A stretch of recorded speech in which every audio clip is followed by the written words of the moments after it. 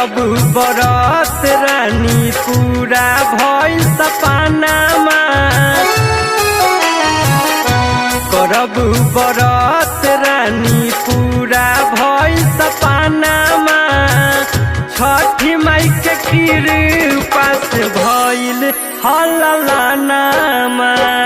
छठी माई के कृपा से भइल हललनामा बानी हम तैयार सैयार डालावा सजा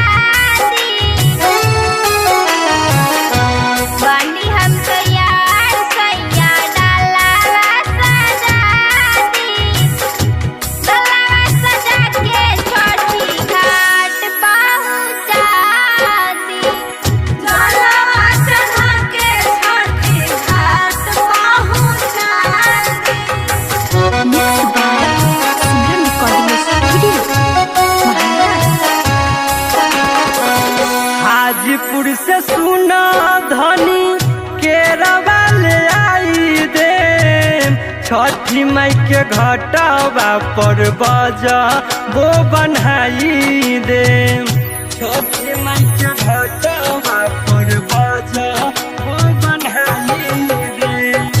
सैया जी दौड़ावा के लाइना में लगा दी सुपावा में घियाना के दिया ना जड़ा दी ओह छठी घाटे खूब बाजत होई बजानामा ओह छठी घाटे खूब बाजत होई बजानामा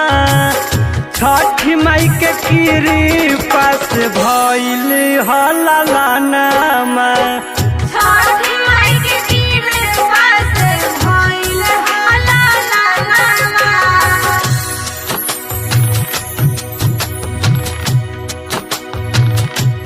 Simran recording studio महानार।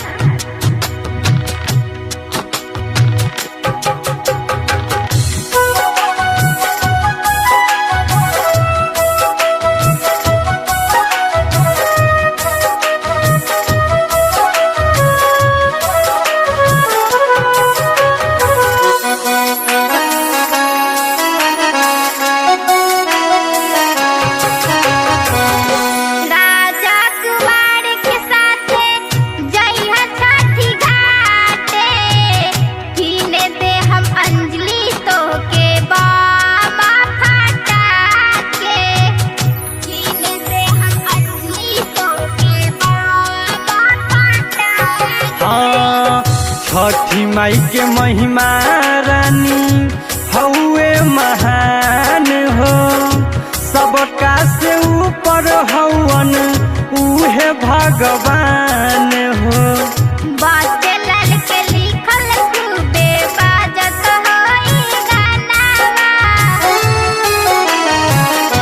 Simran music के खूबे बाजत हौवे गानामा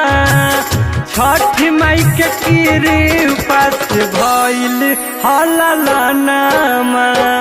छठी माई के कृपा से भइल हललनामा।